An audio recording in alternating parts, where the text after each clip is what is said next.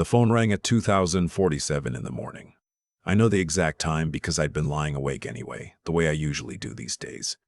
When you're 63 and your knees ache and your mind won't slow down, sleep becomes something you negotiate with rather than something that just happens. I was staring at the ceiling fan when the phone lit up on the nightstand, my son's name on the screen. My son never calls after midnight. I picked up before the second ring. Dad. His voice was wrong. Too quiet. Too careful. It's about Uncle Howard. I sat up.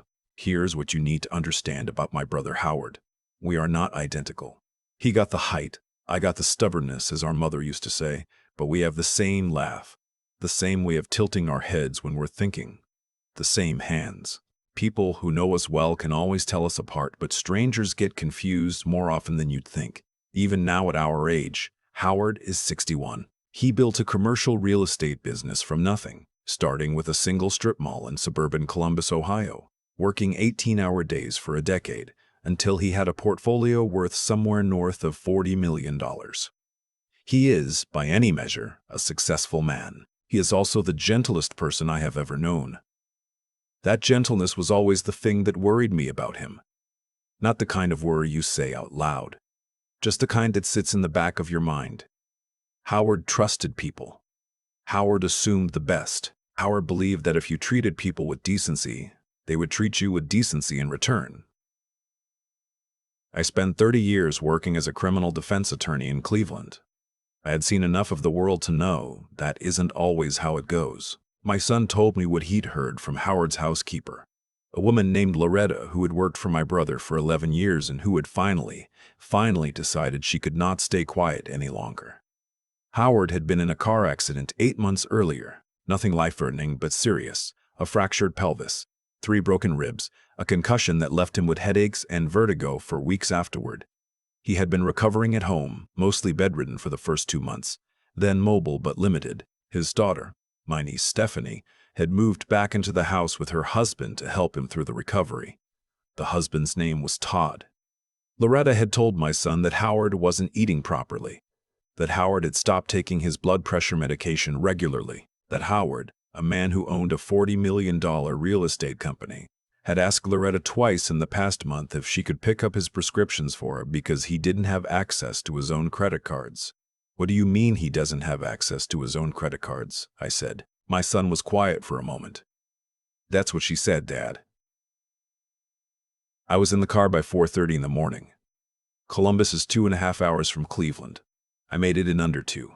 I want to tell you what I found when I got there, but first I need to tell you about Todd, because Todd is the center of everything, and you need to understand what kind of man he is before any of the rest of it makes sense.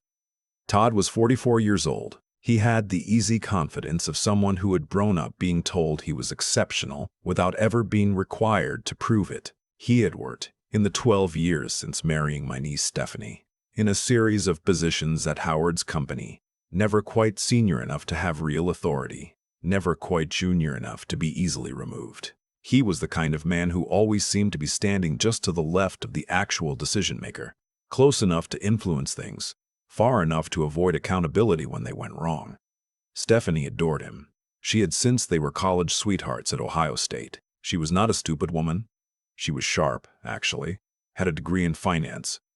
But she had a blind spot the size of the state of Ohio when it came to her husband. I had never liked Todd. I had also never said so, because Howard had asked me not to, years ago, and I respected my brother's wishes even when I thought he was wrong. When I pulled up to Howard's house that morning, the front door was locked. I have a key. I've always had a key. But I rang the bell first, because it was not yet 7 in the morning and I wanted to see who answered. Todd answered. He was in a bathrobe, holding a cup of coffee, and the expression on his face when he saw me standing on the porch went through approximately 4 different emotions in about 2 seconds.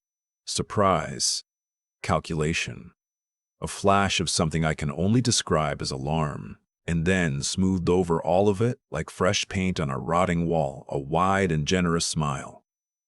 "Hey, Alan," he said, "this is unexpected." "That's me." Alan. Howard's older brother by 14 months, retired attorney, the one the family calls when something needs to be fixed. I was in the area, I said. Wanted to check on Howard. He's still asleep, Todd said. You know how the recovery goes. He needs his rest. I'll wait, I said, and stepped inside before he could say anything else. I found Howard in the back bedroom. He was awake, actually. He'd heard my voice. And when I opened the door, he looked at me for a long moment before his face did something complicated. Relief, I thought. The kind of relief you feel when you've been waiting for something without letting yourself admit you were waiting. He had lost weight, more than I expected. His left arm still showed fading bruising around the wrist, which the accident might explain or might not. He looked tired in a way that sleep doesn't fix. We talked for almost 2 hours, just the two of us, with the door closed. I will not repeat everything he told me, because some of it is his to keep, but the outline of it was this. In the weeks after the accident, while Howard was at his most helpless, Todd had begun making himself indispensable, managing the bills, handling the correspondence with Howard's company, setting up what he called a simplified financial system to reduce the stress on Howard during recovery, which turned out to mean, in practice, that all accounts had been moved to require Todd's co-authorization. Howard's own access had been restricted, temporarily. That temporary had now been 8 months. The blood pressure medication, Howard had atrial fibrillation, a manageable condition that nonetheless required consistent medication, had become, in Todd's hands, a form of leverage. Not always, not overtly. But Howard had learned, in the way you learn things you don't want to know, that when he pushed back on something Todd wanted, the medication was somehow harder to access. Loretta had picked it up twice. Before that, Howard had gone without for 11 days. 11 days. I sat in that chair next to my brother's bed and I kept my face very still, the way I learned to keep it in 30 years of courtrooms, and I listened. I've been trying to figure out how to handle it, Howard said. He was looking at his hands, without making it worse for Stephanie. Does Stephanie know? I said. He took a long time to answer that. I don't know what she knows, he finally said. I drove back to Cleveland that afternoon. I told Todd I had a hearing to prepare for. Old habit. The cover story came automatically, and that I'd be back in a few weeks. Todd smiled that painted-on smile and said Howard was lucky to have such a devoted brother. I spent the next 10 days making phone calls, first to Howard's corporate attorney, a woman named Beverly who had worked with him for 15 years and who was, I can tell you, extremely interested in what I had to say about the account restructuring. Then to Howard's cardiologist, who was not legally able to tell me much but who said enough. Then to 2 former colleagues of mine who now worked in other financial abuse cases, because that is what this was, whatever the family complications layered on top of it. And then I called my brother and told him what I was going to do. He was quiet for a long time. Are you sure? He said. No, I said, but I'm doing it anyway. The plan came to me partly from practicality and partly from the fact that I have, at 63, very little patience left for half measures. Todd had met me perhaps a dozen times over the years. Holidays, the occasional family event. We were not close. He knew I was Howard's brother, knew I was an attorney, knew we resembled each other. What Todd did not know, what almost no one outside the immediate family knew, was just how similar Howard and I still looked after all these years. Same height, within an inch, same gray hair, same build after Howard lost the weight, same voice on the phone always. We had been confusing people on the phone our entire adult lives. What I proposed to Howard was this. He would go stay with my son in Cleveland, genuinely rest, genuinely recover, genuinely get back on his medication under proper supervision, and I would go back to Columbus and move into the house. Not as myself, as Howard. I want to be clear about the legal dimensions of this because I spent 30 years as an attorney and I am not naive. What I was planning was not without risk, both legally and personally, but I had also spent 30 years watching the law move slowly while people got hurt, and I was 63 years old, and this was my brother. Loretta knew. She was the only one inside the house who did, and she was steady as stone. The first morning, Todd came into the kitchen while I was making coffee and looked at me with the particular expression of a man assessing what kind of day he was going to have. I was wearing Howard's robe, using Howard's coffee maker, standing in Howard's kitchen. "You seem better this morning," he said. "I slept well," I said. "The voice is the first thing people trust, and our voices have always been the most identical part of us." The first week was largely observation. I was careful. I moved slowly, the way Howard had been moving. I asked Todd questions about the accounts, hesitantly, deferentially, the way Howard had apparently learned to ask, and watched how he responded. He was condescending in the way that people are condescending when they've been allowed to be condescending for long enough that they no longer bother to hide it. He explained things to me in a tone I recognized from clients who had been talked down to for years, patiently, slowly, as if I was not quite capable. I filed all of it away. The medication situation I addressed immediately, in a way that could not be attributed to anything unusual. I had brought my own supply, with Beverly's help getting the prescription transferred. The first morning, I simply took it. Todd said nothing, but I noticed an notice. In the second week, I started pushing back. Small things at first. A question about a vendor contract that seemed off. A request to see the monthly statements. Todd's response to both was instructive. Smooth on the surface, a slight tightening around the eyes that I recognized from cross-examinations. "You've been so stressed about business stuff during the recovery," he said. The second time I pushed. "I've been handling it specifically so you don't have to worry." "I'm feeling better now," I said. "I'd like to start reviewing things again." He smiled. "Of course, I'll get everything organized and we can sit down sometime next week." Sometime next week, Beverly, working from Cleveland, had meanwhile identified 3 vendor contracts renegotiated in the past 8 months with companies that shared a registered agent with a consulting LLC that had Todd's name in its formation documents. Not the company's name, Todd's personal name. The amounts were not enormous by the standards of a $40 million portfolio, but they were consistent, and they had started the week after Howard came home from the hospital. I sent Beverly a voice message from the yard every morning while I pretended to drink my coffee and look at Howard's roses. Stephanie was harder. She was in the house most days, working remotely from the second-floor office. She was pleasant to me. To Howard, in the distracted way of someone who is constructed carefully and over a long period of time, a version of events that she needs to keep intact. She did not look too closely at me. I think she had learned not to look too closely at a lot of things. One evening I sat down with her at the kitchen table after Todd had gone to pick up dinner, and I said, carefully, gently, in Howard's way rather than mine, that I had been thinking about the accounts. She got very still. "Dad," she said, "Todd has been working so hard to manage everything. You know how much he cares about this family?" "I know he's been working hard," I said. "I'd like to understand what he's been doing, as the owner of the company, just to have the full picture."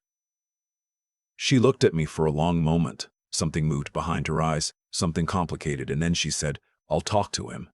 I don't think she did, or if she did, I don't know what was said.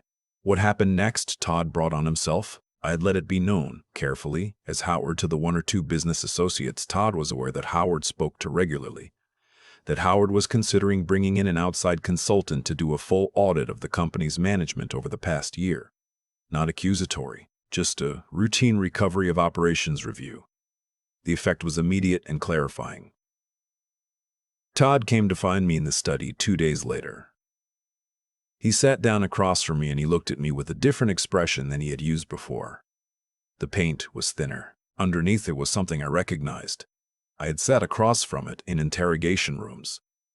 "I've been thinking," he said, "that it might actually be a good time for you to consider stepping back from day-to-day operations.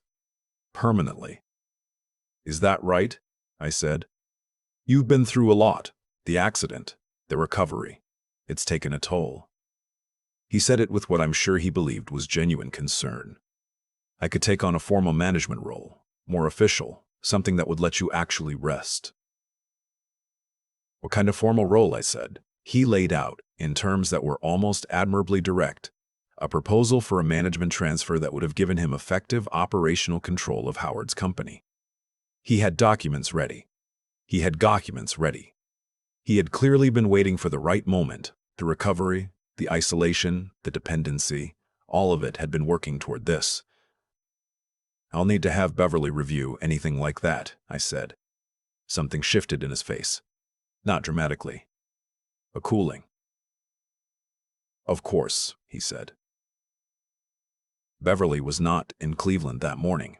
Beverly was in the study with me, on mute on my phone, listening to every word. What came next took another 2 weeks to fully arrange, and I will not pretend it was clean or simple.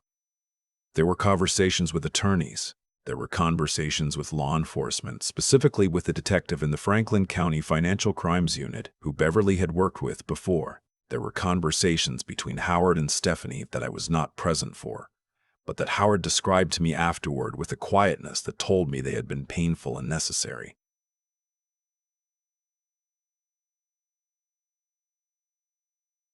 Todd was confronted at a meeting that he believed was a routine quarterly review of the company's holdings. Howard was there. I was there. Beverly was there. The Franklin County detective was there. 2 of Howard's senior managers who had noticed things over the past 8 months and said nothing and were now saying something were there. Todd looked at Howard and then looked at me and looked at Howard again. "What is this?" he said. I let Howard answer. "This," Howard said, "is me taking my company back." The documents Beverly had prepared, the restoration of Howard's sole account access, the termination of the vendor contracts, the formal notification to the LLC's registered agent, were on the table. The detective had separate documentation that would lead, over the following months, to a criminal fraud investigation. Todd did not sign anything that day.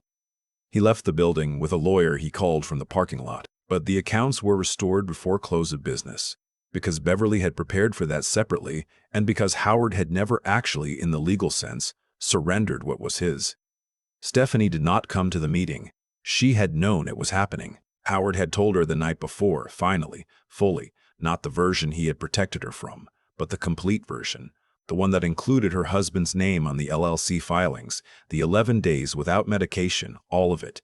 She had not spoken for a very long time. Then she had said, in a voice Howard described as almost unrecognizable, "Why didn't you tell me?" "Because I didn't want to lose you," Howard said. She moved out of the house 2 days after the meeting. Not in anger at Howard, in something more complicated than that. She was staying with a friend, Howard told me. She had retained her own attorney. I stayed in Columbus for another week after the meeting because Howard needed the transition time and because I was not quite ready to leave him alone. In the mornings, I sat with him in the kitchen and we drank coffee and mostly did not talk, which is something brothers who have known each other for 60 years can do.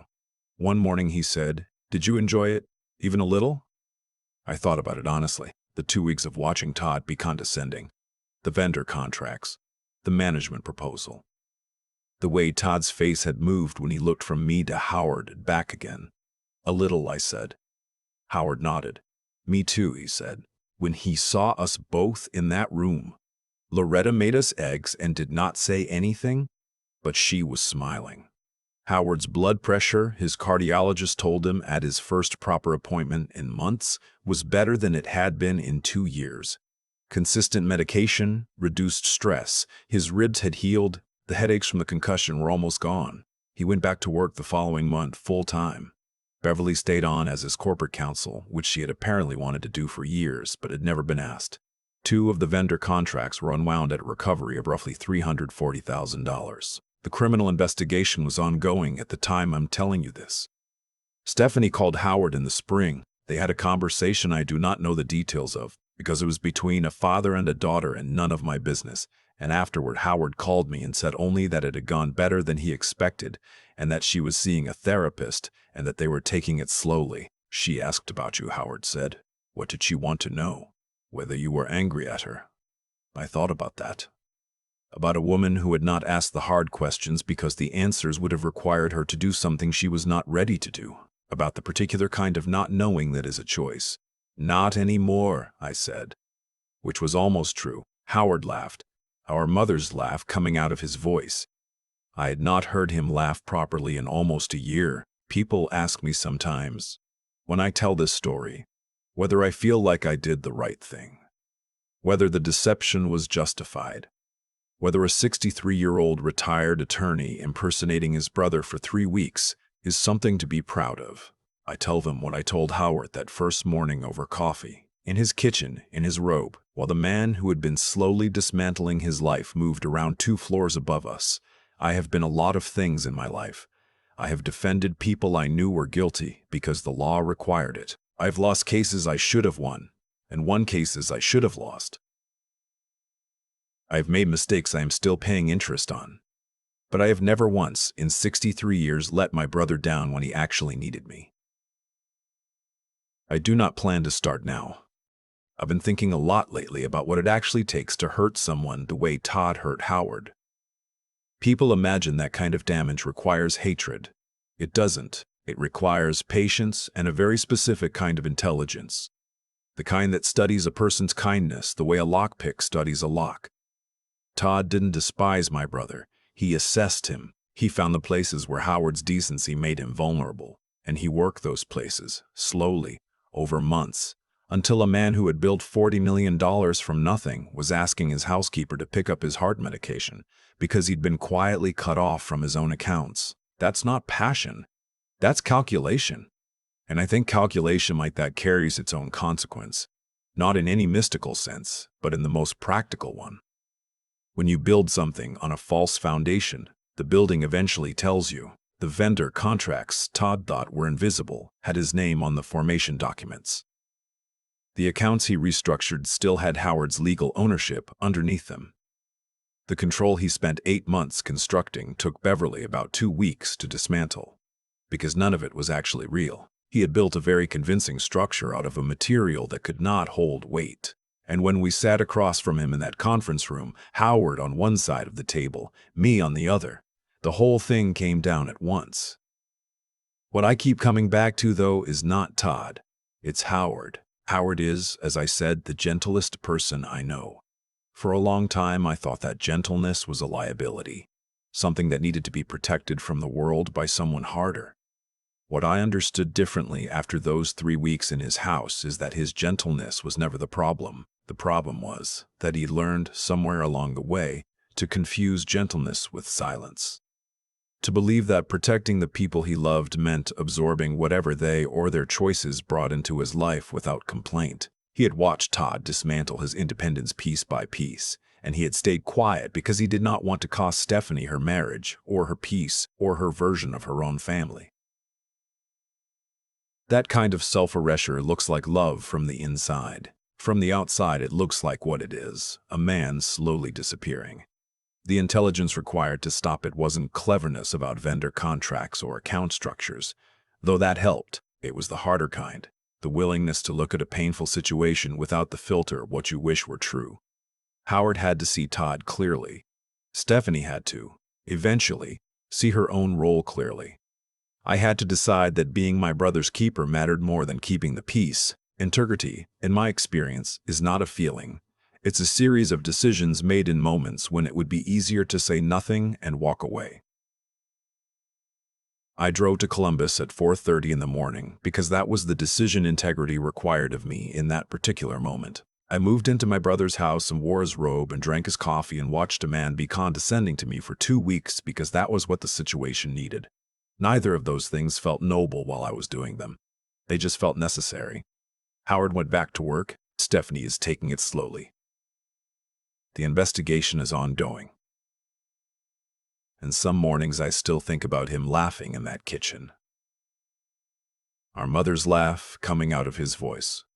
And I think that is what all of it was for. Not the accounts, not the legal outcome. That sound. A 61-year-old man who had forgotten for 8 months what it felt like to be all right. He remembered. That was enough.